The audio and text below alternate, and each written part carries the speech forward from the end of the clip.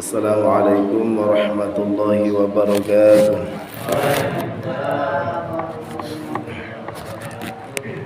الفاتحة بنية رضا إلى بشفاعة رسول الله إلى حضرة النبي المصطفى سيدنا مولانا محمد صلى الله عليه وسلم وعلى آله وأصحابه أزواجه ذريته أجمعين ثم صلى الله عليه أشهد القدر الجلال رضي الله عنه وخصوصا لمؤلف هذا الكتاب فضل بالوجه بالشام سجاب وخصوصا لجميع الأولياء النساء وسجاب وسجاب إلى حضرة العلماء وخصوصا لجميع المشايخ الصغيرين أولا وآخرا ثم وصلنا روي حمد بن عبد الله بن عمر وصلنا إلى جميع أولياء هذه البلدة وإلى جميع أبائنا وأمهاتنا ولمشايخنا وتلاميذنا وأولادنا وذرياتنا وذرية علينا ولجميع المسلمين والمسلمات والمؤمنين والمؤمنات بنية الدعاء والقبول شيء لله لهم الفاتحة.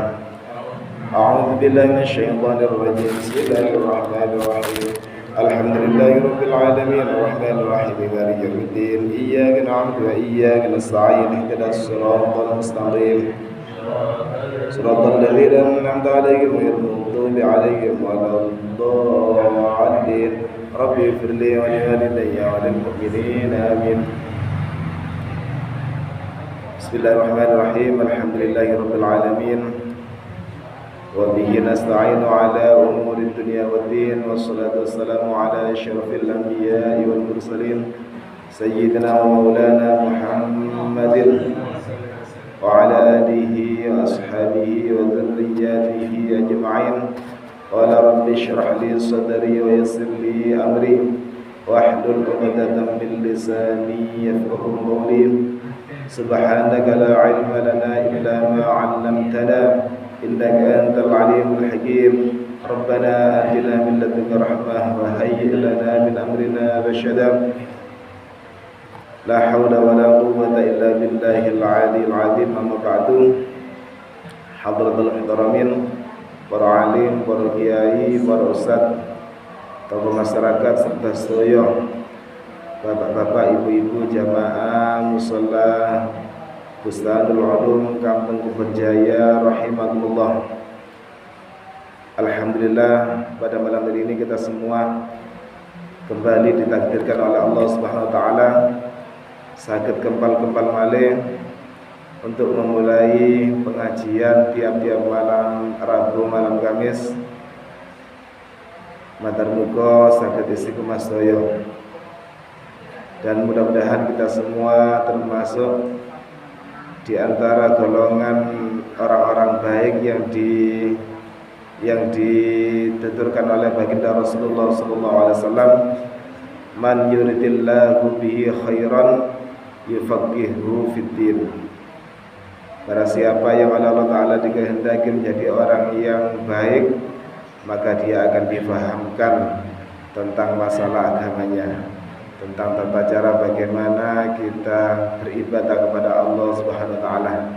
Mudah-mudahan kita semua termasuk golongan orang-orang yang digambarkan di hadisnya baginda Rasulullah sallallahu alaihi wasallam.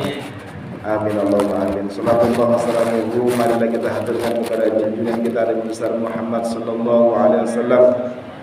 Mantar muga saya diakui umat Kanjeng Nabi Muhammad. Mantar muga saya asal syafaat Kanjeng Nabi Muhammad. Amin amin. Allahumma amin. Para ibu-ibu, para bapak-bapak saya, para jamaah ingkang minulya, mumpung masih ada sisa riyatin tapi agak telat tenan nggih. Bulan Syawal pun telas, tapi tidak ada salahnya kita di setiap waktu ini menyampaikan permohonan maaf. Kula pribadi atas nama pribadi ngaturaken permohonan maaf dhumateng panjenengan sedaya menawi selama kula wonten mriki enggak ada kelepatan dhumateng panjenengan, baik yang disengaja maupun yang tidak, baik yang besar maupun yang kecil. Dan sebaliknya menawi panjenengan enggak ada kelepatan dhumateng kula menawi wonten nggih tanpa diminta dalam sampun nyepunten. Kersane kula kali panjenengan niki saged kosong-kosong malih. Seperti esensi atau hakikat dari Idul Fitri, Aidun niku kembali, Fitri artinya Bu Fitri nah. Fitri artinya suci. Idun kembali, fitri artinya suci. Istilah kembali suci berarti kita dulu pernah menjadi orang yang suci atau manusia suci. Kapan itu? Yaitu semenjak kita baru dilahirkan oleh ibu kita sampai kita ini sebelum balik. Terus menungso menawi sakderenge balik niku mboten kena taklif sama sekali. Taklif niku aturan dari Allah Ta'ala, dari agama yang harus dikerjakan. Itu dimulainya sejak dia balik, umur balik. Balik niku saged dugi umur, saged dugi tondo-tondo. Sehingga nanti dalam terangaken menawi tiang estri niku balik dimulai sejak dia mulai keluar darah haid. Minimal umur 9 tahun hitungan hijriah. Kalau tidak keluar haid terus sampai kapan? Maka dihitung dengan hitungan umur, yaitu umur 15 tahun dengan hitungan kalender hijriah. Mboten haid sampai umur 15 tahun pas, maka sejak itulah taklif atau peraturan agama ini mulai berlaku untuk anak tadi sampai meninggal dunia. Lek sadurunge meninggal dunia kenging tasian, lek pun meninggal dunia mboten kenging napa-napa. Menawi lari jaler dimulai sejak anak tadi itu mimpi basah. Kalau dia tidak mimpi basah terus sampai kapan? Sampai dihitung dengan umur, yaitu sama dengan wanita, yaitu sampai umur 15 tahun dengan hitungan kalender hijriah. Sejak saat itulah dia kena taklif atau kena aturan agama yang harus dikerjakan. Kewajiban-kewajibannya seperti sholat, zakat, semuanya ini wajib bagi dia. Kalau ditinggalkan maka berdosa. Oleh karena itu, kenapa Idul Fitri itu diistilahkan kembali suci? Karena kita ini dulu pernah menjadi orang suci. Terus kenapa kita kok dikatakan suci? Karena kita baru saja melaksanakan ibadah yang luar biasa, yaitu berpuasa di bulan Ramadan selama sebulan penuh. Janjinya Allah Ta'ala untuk hadis kanjeng Nabi Muhammad sallallahu alaihi wasallam, man shoma ramadhana, barang siapa yang berpuasa di bulan Ramadan imanan dalam keadaan beriman, wahtisaban dan senantiasa mengharap ridhonya Allah Ta'ala. Maksudnya poso sing temenan iki. Dados poso sing temenan niku mboten sekedar menahan hawa nafsu, mboten sekedar menahan lapar dan dahaga maupun tidak berhubungan dengan suami istri di siang hari Ramadan, tapi segala hal-hal yang dilarang oleh agama niki ditinggalkan. Niku namanya poso sing hakiki atau poso sing temenan niku. Maka ketika orang tadi itu mengerjakan puasa semacam itu, janjinya Allah Ta'ala ghufira lahu ma taqaddama min dzambihi, maka dosa-dosanya dia yang telah lalu akan diampuni oleh Allah Ta'ala. Madan muka kula kawinnya termasuk dalam hadis tersebut nggih. Keranten tiang menawi siami dipun trami, maka dosa-dosanya hangus semuanya. Dosa-dosa yang telah lalu hangus. Makanya diibaratkan Idul Fitri kembali menjadi manusia yang suci. Kemudian diteliti malih macam itu soniku wonten kalih. Nomor setunggal hablum minallah wa hablum minan nas. Nomor setunggal dosa yang ada hubungannya dengan Allah Ta'ala, yaitu kita melanggar perintah-perintahnya Allah Ta'ala. Dan itu istilahnya dosa yang ada hubungannya dengan Allah. Tobatnya langsung kepada Allah Ta'ala.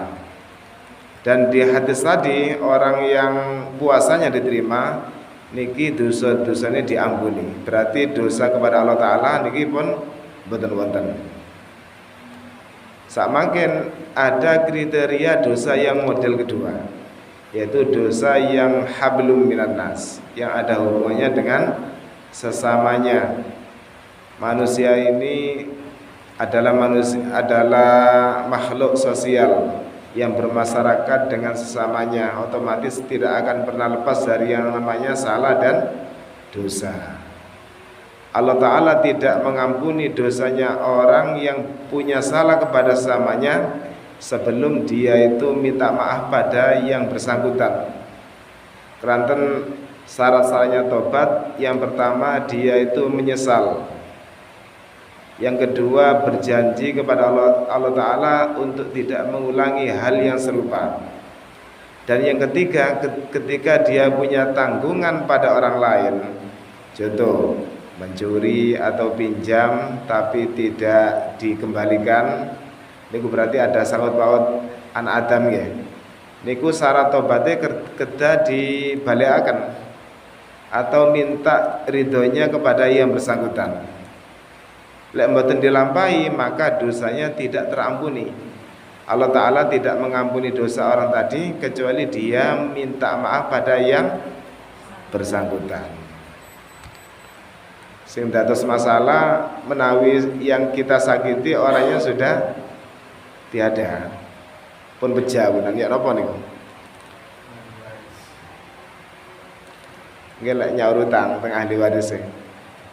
Tapi kalau pernah kita sakiti atau kita nate ngerasani orang tiangnya pun beja, maka kita ada solusi, yaitu kita bacaan istighfar khusus kepada orang tadi. Berapa kali? Terserah panjenengan, jenengan dosane ageng napa alit. Dados sing saged ngukur panjenengan kiambak. Pokoke dijalakaken sepunten pun.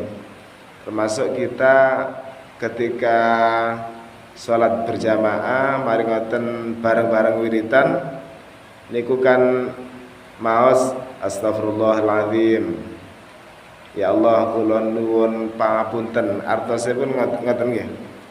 Artinya tobat kita, li untuk saya pribadi, wali walidayya dan untuk kedua orang tua kami, wali jami'i wali ashabil hukukil wajibati alaina, dan kepada orang yang dimana saya punya tanggungan pada dia, punya salah pada dia, baik dia itu masih hidup maupun sudah meninggal dunia. Kalau yang masih hidup kita gampang minta maafnya. Kita minta maaf pada yang bersangkutan, mengakui kesalahan kita. Tapi yang sudah meninggal dunia bagaimana? Yaitu dengan cara kita baca istighfar sebanyak-banyaknya, kita khususkan kepada orang yang kita sakiti yang sudah meninggal dunia. Tapi ukurannya betul paham mriki. Oleh karena itu yang paling efektif kita mohon maaf niki ketika dia masih hidup. Lek sakit ndak usah menyakiti orang. Kersane kita tidak termasuk dalam hadisnya Rasulullah orang yang bangkrut. Malah ceria segede nggih. Wekdal niku Kanjeng Nabi kempal-kempal kali para sahabat. Mari ngoten Kanjeng Nabi niki tanglet dumateng para sahabat, ya ashabi wahai para sahabatku, atadzarunal muflis, apakah kalian tahu apa definisi atau yang dinamakan dengan orang yang bangkrut? Namanya sahabat macam-macam sih nggih. Anu Kanjeng Nabi, tiyang sing bangkrut niku tiyang sing kathah utange. Anu Kanjeng Nabi, tiyang sing bangkrut niku tiyang sing dagang bareng wonten rugi. Pulake kali dodole niki mboten imbang. Akhire rugi. Akhire kathah utange sembarang kalir pun. Terus Kanjeng Nabi niki menghormati pendapatnya para sahabat. Kanjeng Nabi napa niku jawab, ya sampean jawabane bener kabeh, tapi sejatinya orang yang bangkrut adalah orang yang ketika nanti di akhirat dia membawa pahala sholatnya, sholatnya cakang, pahalanya dibawa. Mari ngoten dia juga membawa pahalanya puasanya, pahala pengajian, kan kata pengajian ini pahala nih ya. Pahala sholat sunatnya dibawa semuanya, pahala sodakonya dibawa, termasuk pahala haji. Sama kan ulah haji nggih. Matur buka saged haji saya, saged ziarah dumateng Makkahul Mukarramah wa Madinatul Munawwarah fi lutfin wa afiyah wa salamah, dalam keadaan sehat walafiat. Ranten aturane ndak oleh sampai swidak tahun nggih. Tapi matur muga aturane berubah malih karena niku kondisional. Mari ngoten dawuh Kanjeng Nabi, orang tadi pahalanya banyak sekali dan dia bawa untuk sebagai tiket dia masuk surga. Setelah dia berada di napa niku ala yaumul hisab atau hari penghitungan amal, maka orang tadi ini banyak yang nuntut. Banyak orang-orang yang merasa pernah dirugikan oleh dia. Satu persatu lapor dumateng Allah Ta'ala. Allah Ta'ala, kula protes, kula nuntut dumateng tiyang sing ahli surga tadi itu. Kula singen nate disakiti, dipaido, napa niku dirasani. Sebarangkali pun pokok istilahnya dzalimi. Kula nyuwun keadilan dalam yaumul hisab hari ini. Maka oleh Allah Ta'ala malaikat diperintahkan agar amalnya dia itu diberikan kepada orang tadi. Tambah banyak yang nuntut, maka amalnya dia diberikan satu persatu sampai amalnya dia itu habis. Terus pahala yang begitu banyak luar biasa karena dia ahli ibadah tapi juga ahli maido tiang. Niki ganjarannya atau pahalanya satu persatu habis. Satu persatu pahalanya habis, masih ada yang nuntut lagi. Berarti apa? Amin ya. Pun boten kata bondo pahala benar. Tapi masih ada orang yang nagih karena dia pernah menyakiti yang bersangkutan, pernah menyakiti dia di dunia. Akhirnya apa solusinya? Maka dosanya orang yang disakiti oleh orang yang tadi itu diberikan kepada orang yang min tadi niku. Mari wonten malih sing napa nuntut malih terus ngoten. Dosanya orang tadi itu diberikan kepada yang menyakiti tadi itu. Sampai dia itu terakhir tidak punya pahala dan dosanya bertambah banyak. Akhirnya napa lek tiyang kada dosane? Akhirnya dia dimasukkan ke dalam neraka. Itulah yang dinamakan bangkrut secara hakiki. Bangkrut sing temenan niku. Sanes bangkrut boleh mboten ada arto nggih. Tapi yang walal akhiratu khairul laka minal ula. Kehidupan akhirat itu jauh lebih utama ketimbang yang ada di dunia. Di dunia ini cuma sementara. Tapi kalau di akhirat digambarkan di Al-Qur'an baik ketika berada di surga maupun di neraka, naudzubillah nggih, khalidina fiha abada. Selama-lamanya berada di sana. Sampai kapan? Wallahu a'lam.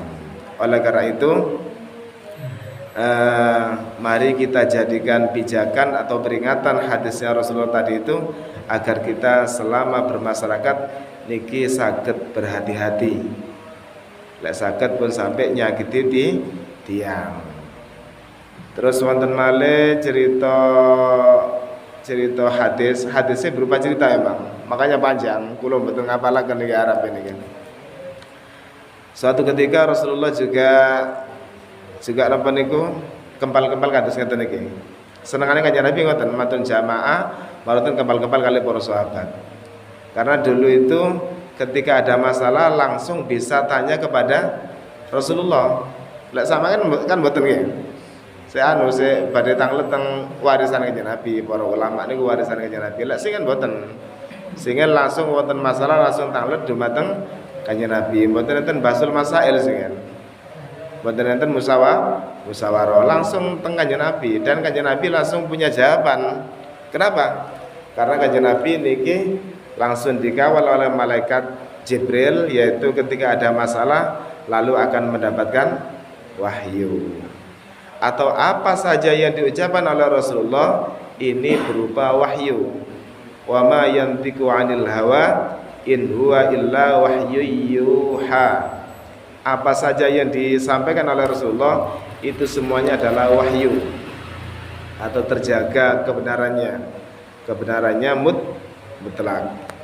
Suatu ketika Rasulullah niki tepak kepal-kempal, terus Rasulullah niki matur, "He para sahabat, mari ngono ana wong lebu, sing lebu iku ahli swarga." Jenenge sahabat di bejoe ngoten, sedaya penasaran. Aku sapa sing kate teko ya? Paling orang hebat, paling seorang pembesar sahabat, paling orang yang ahli ibadah. Penasaran saya. Marono kate ana wong teko, wong iku ahli swarga. Terus Kanjeng Nabi ngoten. Kanjeng Nabi niki mboten meramal. Tapi Kanjeng Nabi ini seorang manusia suci yang diberi mukjizat, bisa mengetahui hal-hal yang akan terjadi. Termasuk kehidupan di akhirat, Kanjeng Nabi gambarannya pun paham. Malahan satu-satunya manusia yang pernah bermain atau rekreasi teng swarga Kanjeng Nabi. Wedal Isra Mi'raj nggih. Tapi bukan manusia pertama, karena Nabi Adam pernah hidup di surga. Pun Kanjeng Nabi matur ngoten, sahabat ini rata-rata penasaran. Kira-kira sapa ya sing didhawuhi Kanjeng Nabi akan menjadi orang yang ahli surga atau penduduk surga. Ternyata datanglah seorang sahabat yang tidak terkenal. Istilahnya bukan pembesarnya sahabat, orangnya biasa-biasa, bukan sahabat yang ahli ibadah. Untuk kita pengajian kari. Kanjeng Nabi pun pun semerap lek kate ana sahabat melok pengajian telan. Dan dia oleh Kanjeng Nabi ini digambarkan adalah ahli surga. Semuanya terkagum-kagum. Kok iso ya wong iku biasa-biasa ibadahnya jamaah ya biasa, wiridan apa ditawa marun ndang mulih. Ndak tahu ketok napa niku qiyamul lail dan lain sebagainya. Akhirnya timbul perasaan penasaran yang luar biasa dari salah satu sahabat yang bernama Abdullah bin Umar. Sahabat Abdullah bin Umar ini putranya sahabat Umar bin Khattab, dan beliau juga termasuk pembesarnya sahabat. Sahabat Abdullah bin Umar akhirnya mendatangi rumahnya orang yang digambarkan Rasulullah ahli surga tadi itu. Tok tok tok, assalamualaikum. Waalaikumsalam. Orang tadi kaget karena yang bertamu adalah pembesarnya sahabat, putranya Sayyidina Umar. Enten apa? Nggih kula saking silaturahim, terus sahabat Abdullah bin Umar. Setelah terjadi ngobrol panjang, sahabat Abdullah bin Umar niki nyuwun izin, Pak kula angsal ta nyipeng wonten ing dalem panjenengan 3 hari. Terus sahabat Abdullah bin Umar, nggih monggo dengan senang hati. Ditamui pejabat istilahnya. Ya apa jenengan umpami ditamui wali kota kan menang ya. Nyipeng pisan. Suatu kehormatan, merasa tersanjung orang tadi itu. Tujuannya Abdullah bin Umar niki tiada lain yaitu ingin meneliti tentang amal apa yang dia punya sehingga dia oleh Rasulullah divonis sebagai ahli surga. Penasaran karena Rasulullah mboten bejo. Pokoknya dia ahli surga ngoten tok. Sahabat Abdullah bin Umar niki tiap malam malam pertama niki meneliti tentang ibadahnya orang tadi. Ternyata orang tadi itu setelah sholat jamaah wangsul wiritan sekedhik tilem sampai subuh boten tahajud. Sahabat Abdullah bin Umar biasa tiap malam qiyamul lail, ibadah terusan. Itu hari pertama. Hari kedua penasaran malih, mungkin di hari kedua niki ibadahnya semalam suntuk. Di hari kedua oleh Abdullah bin Umar diteliti malih, Dibuktikan malih ternyata orang tadi tilem malih, mboten ibadah. Sampai hari ketiga atau terakhir niki sami-sami tilem, mboten ibadah kados tiyang sing golongane pembesar sahabat niku. Akhirnya di hari ketiga itulah sahabat Abdullah bin Umar niki nyuwun pamit untuk izin pulang. Tapi sebelum pulang, sahabat Abdullah bin Umar niki menyampaikan unek-uneknya dumateng tuan rumah tadi itu. Ngeten, Pak, kula niki teng mriki asline pengin meneliti ibadah jenengan. Lho kok ngoten? Napa sahabat Abdullah bin Umar? Nggih, keranten jenengan niku digambarkan oleh Rasulullah sebagai penduduk surga. Kula penasaran jenengan enggak ada amalan napa kok cek istimewa Kanjeng Nabi bejo ngoten. Tiange bingung ya. Kirangan nggih kula wiritane nggih pas-pasan niku. Salate pas-pasan bisa. Mboten enggak ada keistimewaan terus. Mboten enggak ada kelebihan. Akhirnya setelah didesak, orang tadi itu berpikir, barangkali tiap malam saya mengampuni orang-orang yang pernah menyakiti saya, itulah amalan saya yang diterima. Terus yang tadi. Terus yang tadi itu serius. Ngeten sahabat Abdullah bin Umar, kula niki sakderenge tilem tiap dalu, sakderenge tilem kula niki ati kula plongaken. Kula sepuro sedaya tiyang sing menyakiti kula, baik niku ngrasani, maido, ngilokno, pokok intinya yang menzalimi dia niku teng tiyang wau niku di sepuro saya.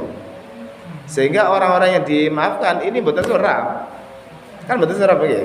Soalnya dia bermunajat pada Allah Taala langsung, ya Allah, orang-orang yang sehari tadi itu menyakiti saya niku kula sepunten sedaya tanpa terkecuali, sehingga kula mboten enggak ada beban, mboten enggak ada dendam dumateng tiang-tiang wau niku.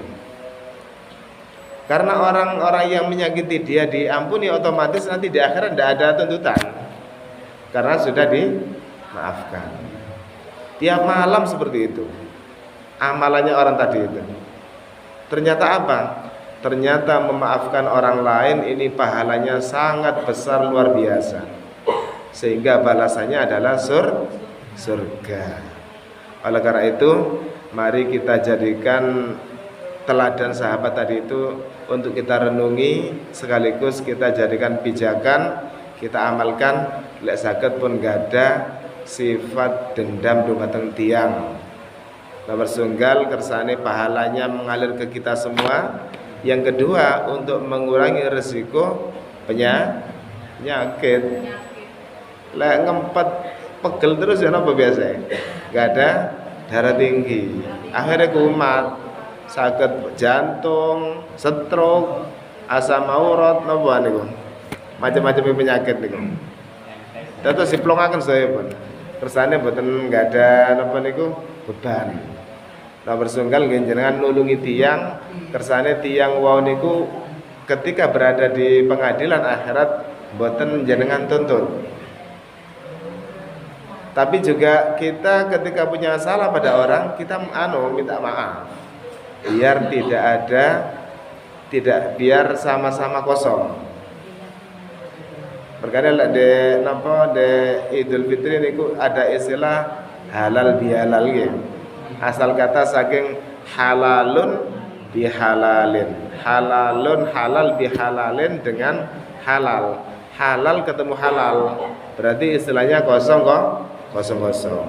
Ketika kepada sesamanya kita sudah tidak punya salah, kepada Allah Ta'ala kita dijanjikan diampuni dosa-dosanya, maka kita dosanya pada Allah tidak punya, kepada sama juga tidak punya. Itulah yang digambarkan seperti bayi yang baru lahir, kawaladathu ummuhu, seperti dia baru dilahirkan oleh ibunya.